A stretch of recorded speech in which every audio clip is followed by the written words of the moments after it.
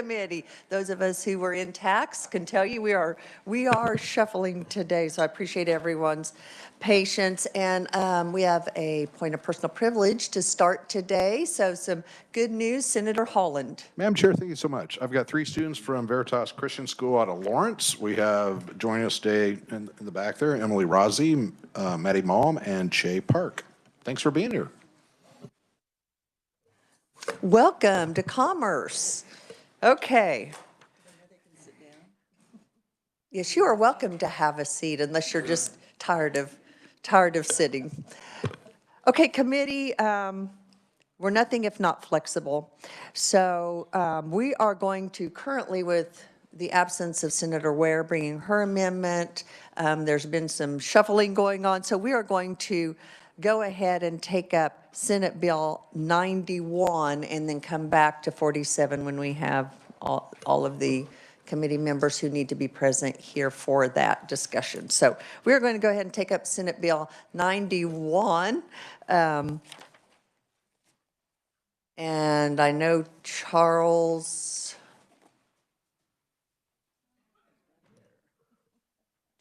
is not here to do an overview of the bill. And I do know we have some amendments on that. So committee, we will stand at Senator Dahl. Okay. Per Senator Dahl's motion, we are going to hang for a moment. I apologize to the attendees and conferees, but we will need other members here present to conduct the remainder of our business. So if we'll just hang out for a second, thank you.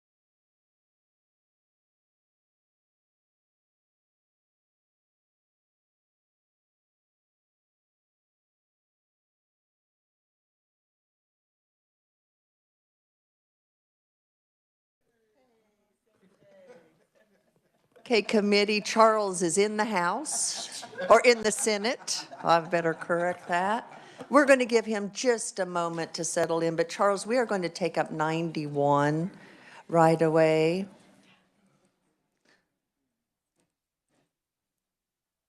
Okay. That's fine. We'll let you get situated and then we'll proceed.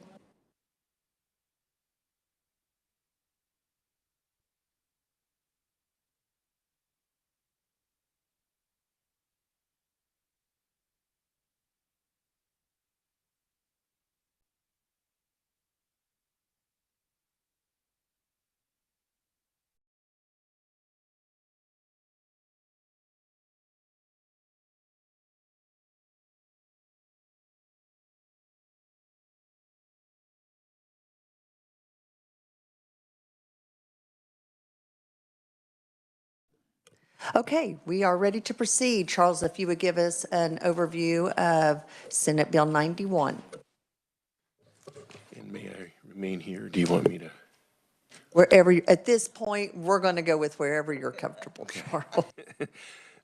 Thank you, Madam Chair, members of the committee. So as the committee will recall from the hearing on Senate Bill 91, this is a bill that creates the Kansas Film and Digital Media Industry Development Program. It provides tax incentives to production companies, grants and loans to further educational programs, workforce development, and also for direct financial support to businesses for the purpose of developing the film and digital media industry in this state. The program is administered by the Secretary of Commerce with the assistance of the Kansas Creative Arts Industries Commission. And that's sort of in a nutshell what the bill does.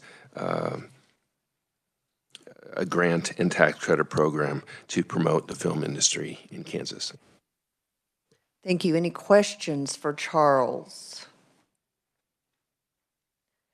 Seeing none, committee, do we have any amendments on this bill? Senator Dietrich. Thank you, Madam Chair. I have either 2 or 3, and Charles will be able to answer this question. I don't know if one was 2 balloons or in one. The first one was to clarify the authority of the Secretary of Commerce. And in the same amendment, would you also have the allowing of the extension of the final approval date, or is that a separate one? Same one. Okay, then I have 3. Sure.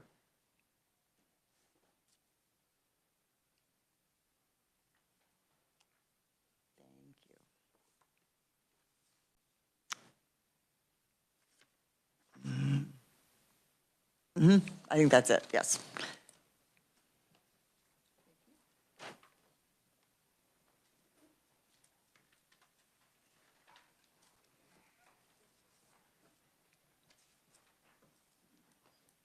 I'll probably have Stuart Little, if you don't mind, or Charles explain this amendment.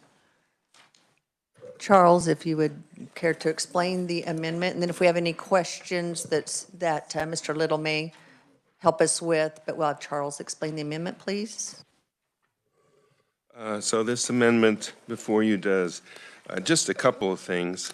The first change you might notice as you page through this is just a strike on page 9.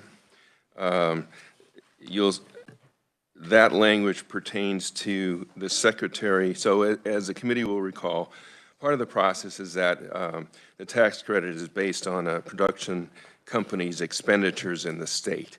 And as part of that process, the secretary examines those expenditures and determines whether or not they're qualified expenditures and can form the basis for the tax credit. So under the current language, the secretary shall examine and determine in the sole discretion of the secretary the amount of eligible production or eligible post-production expenditures that are qualified production expenditures. So we're removing in the sole discretion of the secretary on page 9. The other change in this amendment is on page 10.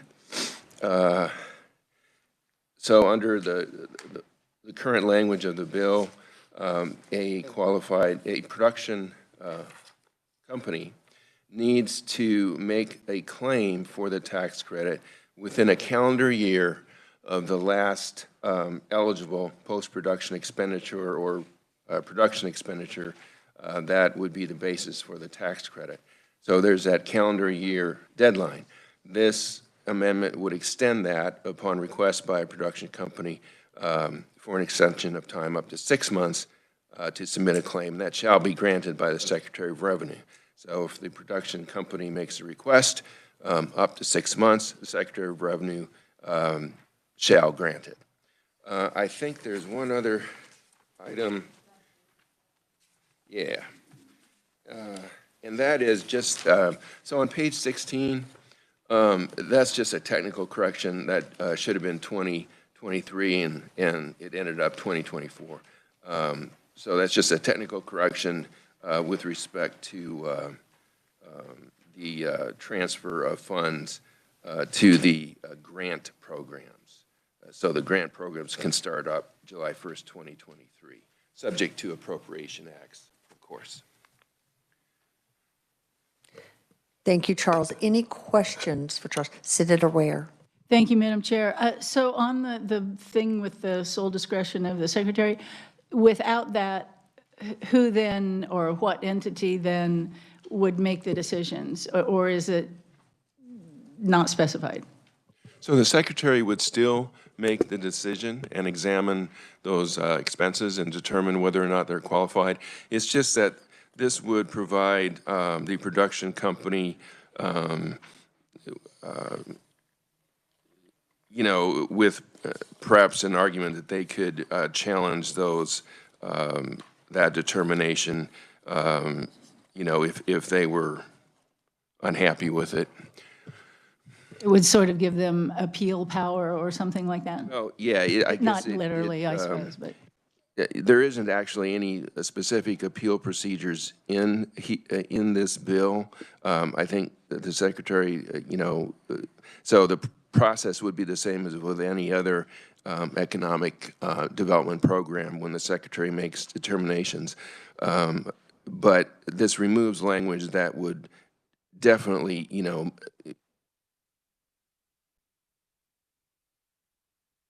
Thank you. Senator Holland. Thank you, Madam Chair. So I guess my question would be, in the bulk of these, for the revisor, maybe this is research. So in the bulk of these types of tax credits, and first of all, this is a tax credit where the production company is actually presenting receipts, right? And basically to basically apply, put together some sort of piece of paper for value of the credit.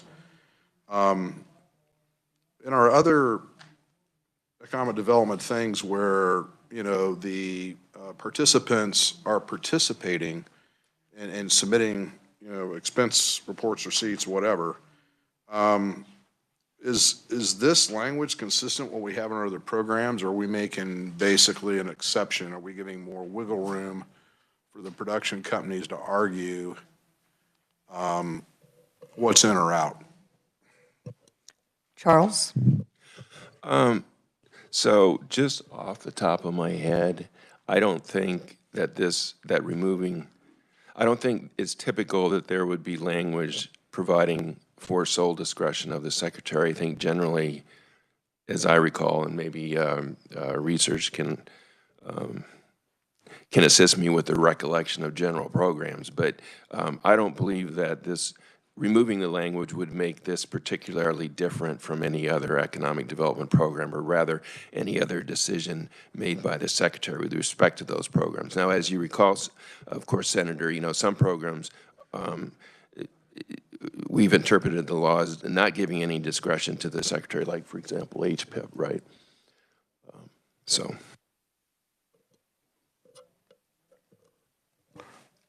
Senator Holland? I guess, Madam Chair, all I'm trying to figure out is that in the original language, was the intent, the original language of the bill, is that, I guess it comes down to, in the sole discretion of the secretary, that's of commerce we're talking about now, right? Yes, Senator. Okay, so I guess my question is that phrase, in the sole discretion of the secretary, is that prevalent in other economic development things typically or not? Are you telling me that it's typically not? So without researching it, my recollection off the top of my head would be that typically it would not be, typically not. So I would actually view this amendment, then, to me, Madam Chair, as being, you know, supporting more transparency and would be better for the bill. So at this point, from what I know, this sounds like good policy. Any other questions? Seeing none, Senator Dietrich, would you like to make a motion? Yes, Madam Chair, I move my amendments for Senate Bill 91. Okay, just a moment. I believe research may have a response. Thank you, Madam Chairman. In the original bill that created the Film Production Investor Tax Credit Act in 2007, The bill that was based on did use the language of qualified Kansas film production business. And it said, it used language in terms of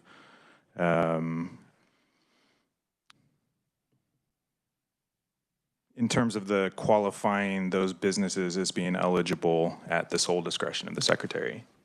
So it doesn't apply specifically to making determinations about what expenditures would have been eligible for a tax credit, but it did use language in making determinations about eligibility for the program. Senator Holland? Do we, in other, I guess, significant like peak or whatever, is that same phrase in there as far as what's in or what's out? Just from a preliminary check, this is the only place where I've found that language in statute or in a Thank bill. you. So. Thank you, Madam Chair. Does that help, Senator? Okay. Okay, we were having the motion from Senator Dietrich to move the amendments. Do I have a second? Seconded by Senator O'Shea. Further discussion. Senator Dahl. Are all three of these amendments bundled together? Yes, sir. Any other questions, discussion? Seeing none, all those in favor of the amendments, say aye. Aye. Opposed, no? I can tell on that one today. That's a good sign. Motion passes. Any other amendments on the bill? Senator O'Shea. Thank you, Madam Chair. I have a question on the bill that got brought up when we were discussing that last time. You know, we just went through the budget. So let's say we pass this and then there's costs to the Department of Commerce. Is that going to, will we see that reflected in enhancements for next year? Or how exactly does that work with the budget? Matthew, if you'd like to address that. So, Madam Chair, members of the committee, so typically after, in the omnibus session, usually research will put together a list of any bills that have passed, which would have a fiscal impact on kind of either of the years for which the budget was passed, and then they'll go back, the legislature will go back and determine if they need to appropriate additional funds based on those bills or kind of address it there. So it could be an enhancement request in a future year, or it could just be addressed later in this session. Senator Dietrich. Thank you, Madam Chair. I have a second amendment. This is to make the credit for the Kansas-based productions the same as out-of-state. There was a discrepancy in the original bill.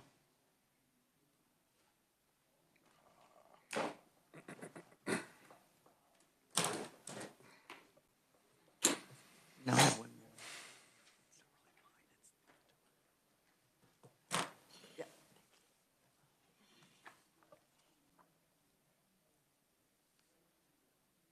So, yes, this is correct. I'm sorry, you were waiting on me. I'm sorry. I was skimming it. So this is providing the tax credit specifically for Kansas-based production companies is refundable and transferable just as the tax credit is for production companies generally, whether they're in-state or out-of-state. So Charles can give you the detail. Okay, Charles, if you would walk us through the specifics, please.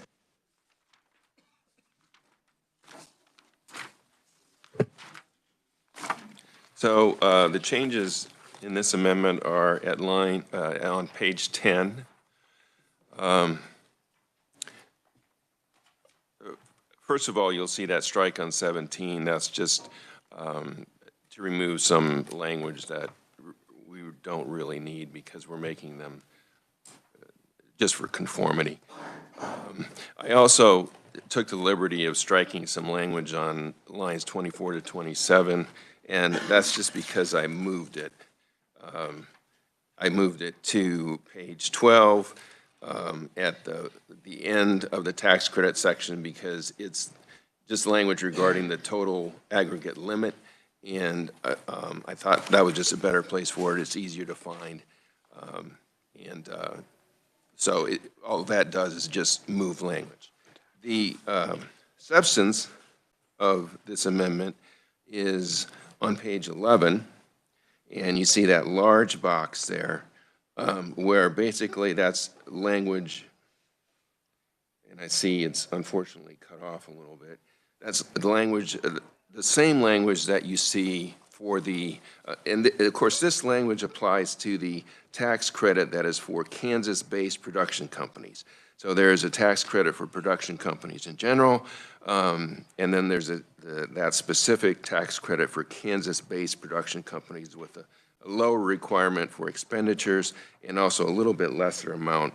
It's 25% instead of 30 of the qualified expenditures that forms the basis for the tax credit. So the language you see in the large box there on page 11 is the same language that is used with respect to the production tax credit, and that language is found on page 10, lines 9 through, I don't know, I guess about 18 or so. So it's really the same language. It just provides that the tax credit is going to be first applied against the income tax liability of the Kansas-based production company. And then if the amount of the tax credit exceeds the Kansas-based production company's income tax liability, the remainder is going to be refunded. It's refundable to the Kansas-based production company. And then you have that same language with a reference to if it's a subchapter S corp or a partnership or limited liability company, how the credit is divvied up between the partners or members or shareholders. And then finally, there's the language that the tax credit may be transferred as provided by subsection K, just as the other tax credit, the general tax credit for production companies is also maybe also be transferred. So that basically is what this amendment does. Committee questions for Charles. Senator Holland. Thank you, Madam Chair. So if I understand is the intent of the amendment to the carry of the amendment basically to put the Kansas-based production companies, have them enjoy the same benefits as the out-of-state folks? Senator Dietrich. Yes, thank you, Madam Chair. That's my understanding, yes. Okay. Does it not read that way to you? No. I'm just asking for clarification. Thank you. Okay. Then I guess I have a question for research then just about the nature of the credit itself. I support the thrust of this legislation. I'm starting to wonder how rich this is compared to what we had before and maybe what Missouri is offering. And so let me just be sure I understand this. What we're talking about is basically if they spend more than their state income tax liability is, we're going to be putting money back in their pocket, right? Either out of state or in state. Charles. Yes, Senator. It's refundable, both credits. Okay. And it's not refundable up into the expenditure amount. Well, I mean, it's not just the liability, it's just you weren't funded all. I guess my other question would be then is that this transferability, they basically could sell that at any, so basically instead of getting the money back in their pocket, they could basically take that and sell that to somebody else, correct? Charles. Yes, Senator. Okay. Was there any consideration by the conferees on maybe doing a carry forward on the excess refund to the production company for future tax years versus this current scheme? I see a couple of the conference. Stuart, would you care to address the senator's question? Thank you. Stuart Little with Grow Kansas Film. So the reason that there's transferability and refundability in this is it's not both. It would be an either or, and it's a matter of the nature and scale of a production company that would come in here, make a proposal to Commerce and apply for this. Some of them value a refundable, particularly smaller, more local-based ones because they want the money back. The larger, big ones, keep in mind, are being driven by finance people who are talking about whether they want to invest the resources here. And so the transferability is of value to them in terms of making their decisions. And so in that same sense, something that's a carry forward would have put us in many ways out of the norm of what's being considered in other states in terms of how they handle their tax incentives that have those, if that answers your question. So yes, it's a concept that could go in it, but it'd put us out of the norm, and it may throw us out of kind of how the finance folks would evaluate us as a location. Senator Holland. Thank you, Madam Chair. And so, Stuart, you're going to know this because you know all things film credits. On the defunct, because that's my understanding is, I think there are references from a committee member that we had something already on the books. Nobody was using it. My understanding that legislation hasn't been used. I mean, it just doesn't exist after 2012. But my question is that what on the specific tax credits, what were those mechanisms as in that deal? How did that work? Was there the transferability provision? Was there the fully refundable in regards to your tax liability? How did that work? It's my recollection that it was a carry forward tax credit and it was never fully utilized, and there was only one entity, I believe, through the life of that credit that ever took advantage of it during kind of the 4 years. I believe that's accurate. Okay. There are plenty of people here who can correct me if I'm wrong, but I think it was carry forward. I believe that Charles has some additional information for us. Charles? Thank you, Madam Chair. So just a clarification. So the transferability language is found on page 12, subsection K, lines 15 through 33, and I just wanted to direct the committee's attention to that since we're discussing it. So just a couple things to note. One is that the credit can be transferred in whole or in part. Obviously, the taxpayer could not both get a refund and transfer the same credit, but just to note that the transferee can it's also refundable to the transferee. So if you look at the lines 29 to 33 on page 12. The amount of the transfer credit exceeds the transferee's tax liability shall be refunded to the transferee. So I just wanted to, there is also a limitation that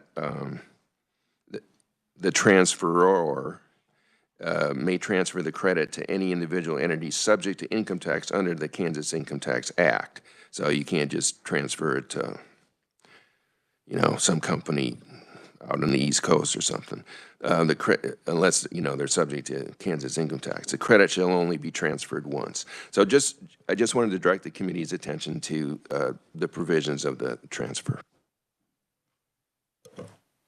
Senator Holland? Yeah, no, and I want to be real clear. I support the thrust of the bill. And I definitely, in my mind, why I like this bill was, to me, I think we ought to be quite honestly focusing on developing our Kansas production companies in the long term, because they're going to create the content that's unique to Kansas. And I'm really excited about that.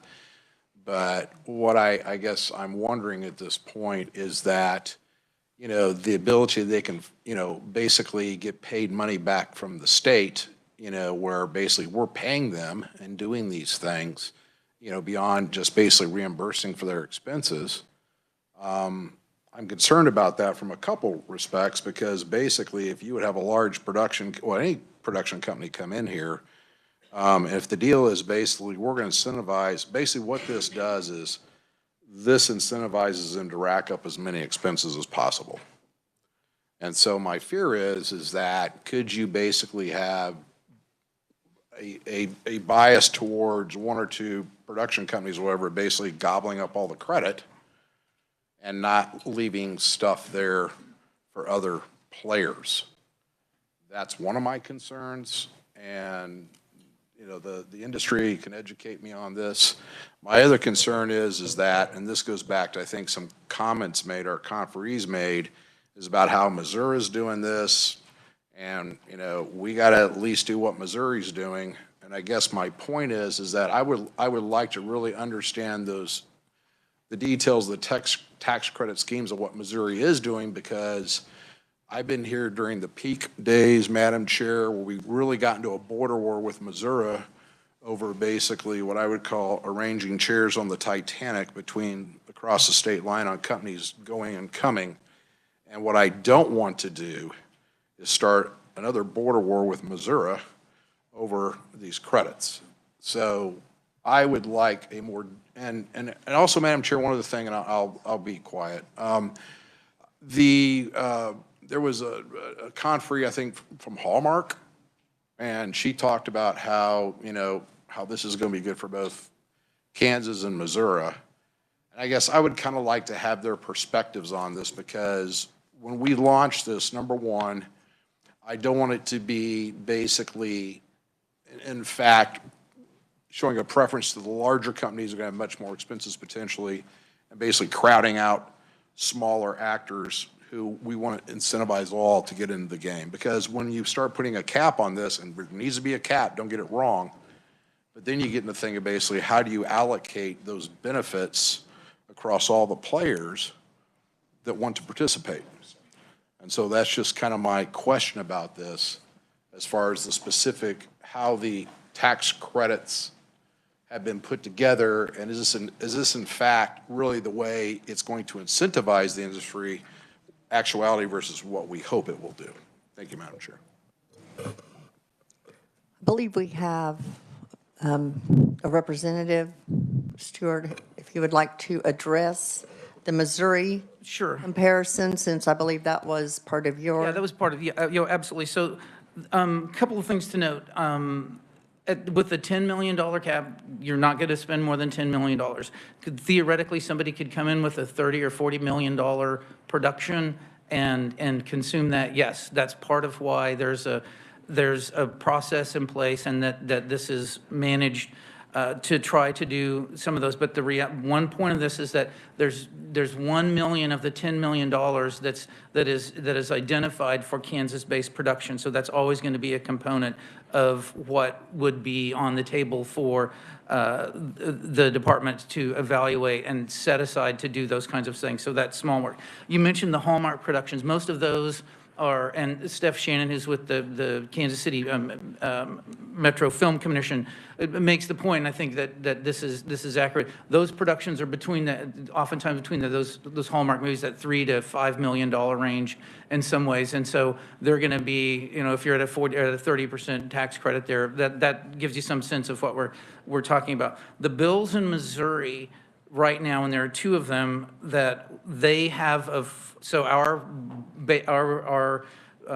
base is 30% here, and if your credit, and then there are a couple of incentives that you hire a bigger part of your crew. You can go underserved areas. You can add those up to get up to 40% as a maximum, but the base is 30. In Missouri, both of the bills have 20% as a floor, and they can go up to 40. So we're in the basic same range of talking about the same relative cap.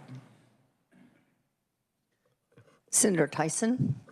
Thank you, Madam Chairman. I had a question. We were working the budget the other day, and there was a recommendation by the governor to pull the funding on this, if I read it correctly. Could we get clarification on that? We'll get clarification. Okay, right now we are working those Senate Bill 91, but I will put that out It there. was to pull the funding on this. Rachel, do you have information on that? Thank you, Madam Chair, members of the committee. No, we had, the Department of Commerce had requested an FTE to support this initiative, and that was the portion that was not recommended in our budget. Senator Tyson? Thank you, Madam Chairman. So I would say this is not a priority for the governor's office as we work this legislation. Thank you. Alan? Thank you, Madam Chair. Just if I may point out a couple of differences with the Missouri legislation. So there's a Missouri bill that has passed the Missouri Senate, and it is comparable in terms of the income tax credit in the Kansas bill. Missouri doesn't have a sales tax exemption included in their legislation, and the tax credit is not refundable in Missouri, but they do have transferability to Missouri taxpayers. Thank you. Okay, Senator Holland? Yeah, so just, if I'm understanding you correctly, the Missouri stuff is not fully refundable, correct? I mean, basically, your credit's going to basically offset your production expenses, but that's it. The Missouri side or package is not going to basically make that production company whole on all of their expenses regardless of their Missouri tax liability. Is that correct? I'm not entirely familiar with how Missouri tax works, but just based on refundability of credits, it would mean that it would be limited by the amount of income tax that they owe. Exactly. And I want to go back to, Madam Chair, this is just a key part of the bill, because depending on how we incentivize this, I could really see one or two productions gobbling up all the goods. And then you're going to basically put, Commerce Department, whoever, and the thing is like, well, who gets it? So I'm just trying to figure out, how do we manage this? Because I think people are going to take advantage of this, but the way it's structured right now, I wonder if it's going to be tilted towards the bigger players and who moves first. Thank you. Any other questions or discussion on the amendment? Okay, would you like to make the motion? I haven't moved. She hasn't moved it. I would like to move the amendment, the second amendment on Senate Bill 91, Madam Chair. We have a motion. Is there a second? Seconded by Senator Schallenberger. Any additional discussion? That was a lot of questions and discussion. Any additional? Senator Tyson. Clarification on the motion, please. Motion is the second amendment. Hopefully you have a copy of it. It's the one that has on page 11, the tax credit.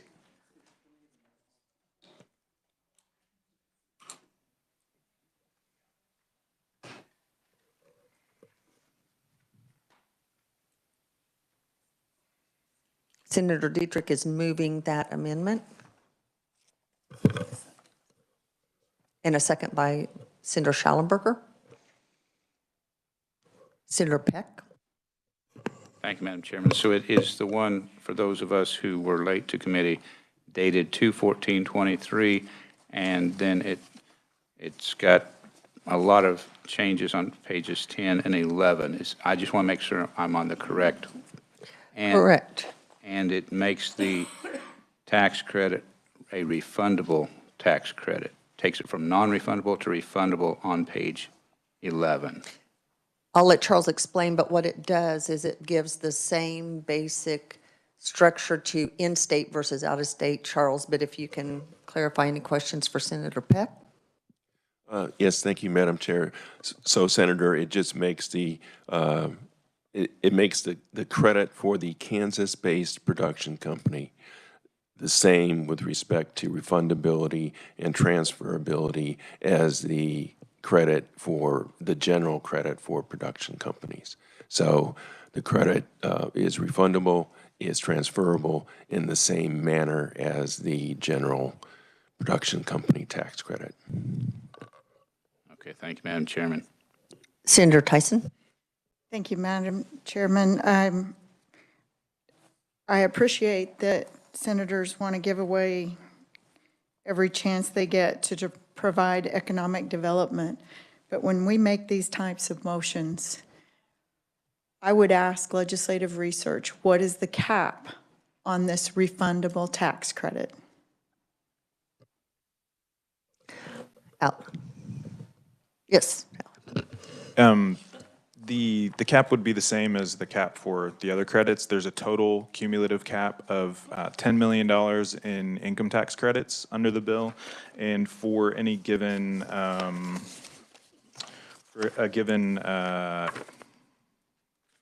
claim, I believe it says the maximum cumulative amount of all income tax credits awarded to a production company shall not exceed 40% of the total qualified production expenditures.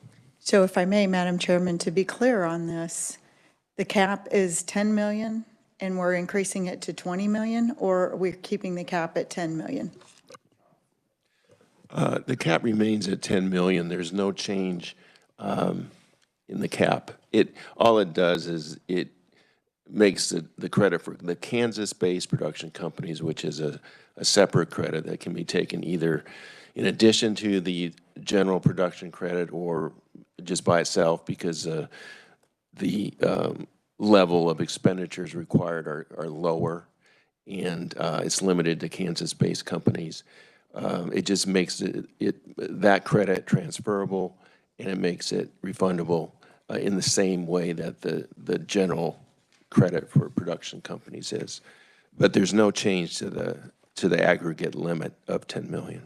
Senator Tyson? Thank you, Madam Chairman. I have grave concern over the bill being refundable, not this amendment in its entirety, but the bill itself refundable.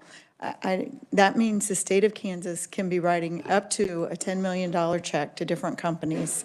It makes no sense to me. That is a tax welfare program for businesses, is what it is. The Apex bill, we're writing a check to corporations that are, I just don't understand why the incentive to move this way. I will not be supporting the motion, and I will be making a motion to strip the refundability. Thank you, Madam Chairman. Any other discussion or questions? Senator Holland? Yeah, I'm going to support the motion, but I share some of the other senators' concerns who just spoke about the fully refundable nature of this credit. I'm concerned is basically going to make this rather lopsided as far as who participates, and that's my concern about this. I mean, yes, we have the $10 million limit, and I understand too, as Charles alluded to, they can only basically apply up to 40% of their expenses for the thing.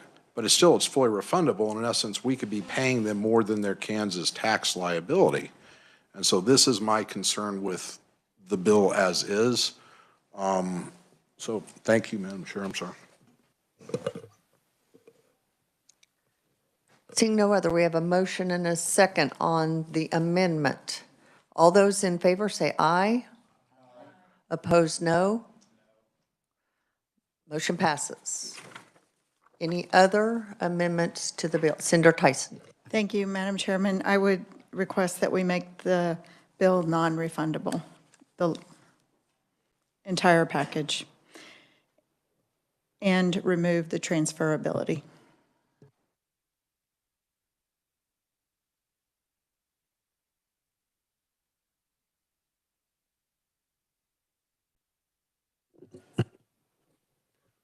Yeah, so I guess the committee can entertain a conceptual amendment if they wish. So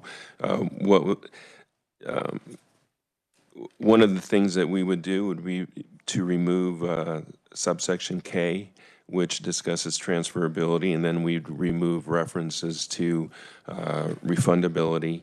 And unless there would be any other changes, that would mean that the tax credit it just would be a credit that could be applied against the income tax liability of either the production company under the general tax credit or the Kansas-based production company under the secondary credit limited to those companies. Okay, would you like that motion for a conceptual? Yes, ma'am. Okay, we have a motion by Senator Tyson. Are there any questions on that conceptual amendment? Any questions, Senator Ware? I'd like to hear from any of the folks who testified the other day as to what effect that would have as far as our being in competition with the other states that are doing these kinds of programs. Stuart, would you be willing or able to address that question from Senator Ware? Well, thank you for the question. It would be clearly a significant change. I mean, the description of what's happening, and this is a policy choice you all will make, but this is to get us into competition with the other states, and the nature of how that works is you incur qualified expenses. You submit those to the process. It's up to 30 is the base here, and then you will get the tax credit. Absolutely, that's how it works. That's how it works in the other states. Changing it to where it's not refundable or transferable minimizes the usefulness of that and for many folks, and would not serve the purpose of getting us into an equal footing with lots of the other states. Committee, we need questions on whether you understand the conceptual amendment, and then we'll see if we have a second before we open it up to further discussion. So just to be clear, does everyone understand the conceptual? Okay. Do we have a second on that?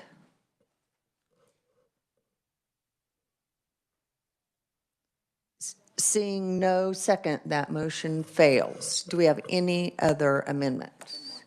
Senator Dietrich. Thank you very much. It's a very simple amendment. It's the third amendment. It's just correcting the date when the grant funds begin. Do you have that one, Charles? Or was it embedded in this other one? Oh, it was embedded in it?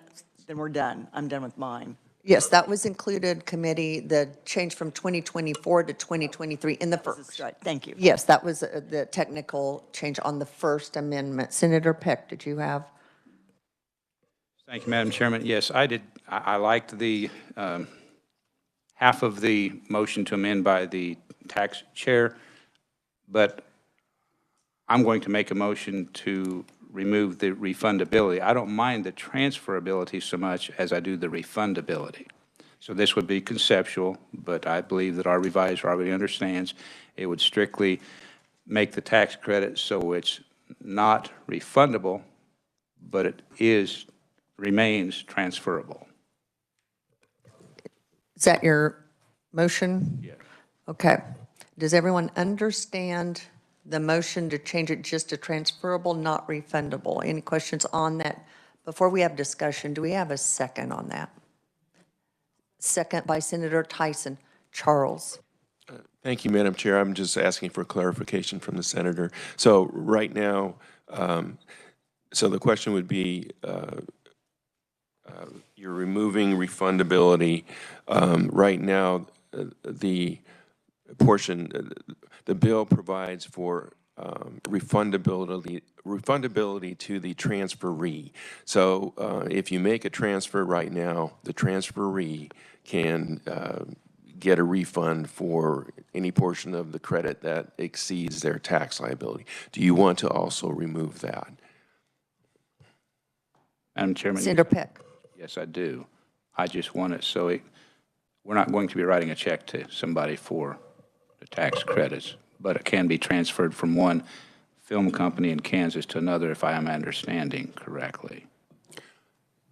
Right. So we would, yes, it can be transferred to basically any entity as defined there that has Kansas, is subject to Kansas income tax.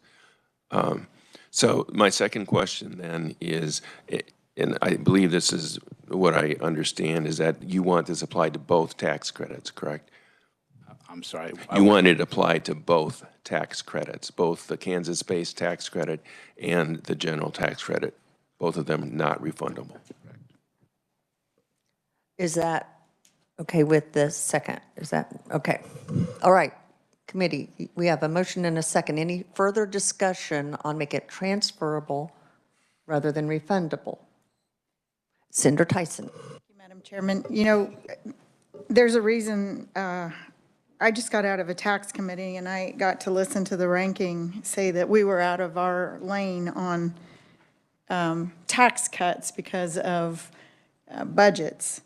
And, you know, there was a reason that the Apex bill went through the Commerce Committee last year. 6 of the 9 senators on the tax committee voted no on the Apex bill, understanding the tax implications. I understand that the amendment is non-refundable, meaning we do not want to write a check to this company. But I don't think the committee members understand transferability. They can put those credits out for bid on a website or wherever they want. And the company that should be using them or that we're passing this legislation for will not use those credits. They go to anybody. As you heard the revisor say, it can go to any Kansas entity that purchases those credits from the company. That's the transferability portion. So I do support the motion on refundability, but I would also like to see us remove the transferability. Thank you. Any other questions or comments? Senator Holland. Yeah, Madam Chair, I want to correct the record. The tax chair made some comments, I guess implying that we were out of our lane in hearing a bill. My comment in committee and tax was actually the bill we had before us, a flat tax bill, in addition to be considered by tax, should also be considered by appropriations. So I want to get that on the record. My comments about this motion. There are complexities here. I think we need to see these motions in writing. And I also want to, at some point, have a discussion about basically carry forward as one of the options that we put into this thing. So I would feel more comfortable when we start getting to these. I mean, these are very significant motions we're putting in now, and I think I would feel more comfortable voting them if they were in writing, Madam Chair, so that we could know what's before us and go from there. I'll just leave it at that. Thank you. Committee, I take Senator Holland's comments to heart. Obviously, this is a complex issue. Obviously, it would be helpful if we had those conceptual in writing. So with permission from the mover, the maker of the motion, what I would like to do, because committee, I want to get this right. We can shove this through, but I would rather us give committee members the time to think through these and get it right. So I'm going to charge the revisers and research and staff to have those ready for us tomorrow. We will suspend working this bill along with 47 until tomorrow. But tomorrow we will take these up, move these out so that we have those before us in writing and we have a chance to process those conceptual amendments. Senator Ware. Thank you, Madam Chair. As far as SB 47, I have a thought that we might be able to take care of that in just a few minutes. While I really, really believe in the task force and getting everybody together at the table and thinking about this and working out a detail, I'm not sure that this amendment is the only way to do that. So what I would suggest is that we just have a vote on the bill. I appreciate that, Senator Ware. So you're wanting to remove your amendment from consideration. However, I appreciate that. However, there are some other amendments that I'm aware of that are going to be coming on that bill. So I appreciate that. So we will suspend those. We will take those up tomorrow. Seeing no other business before this committee, we are adjourned.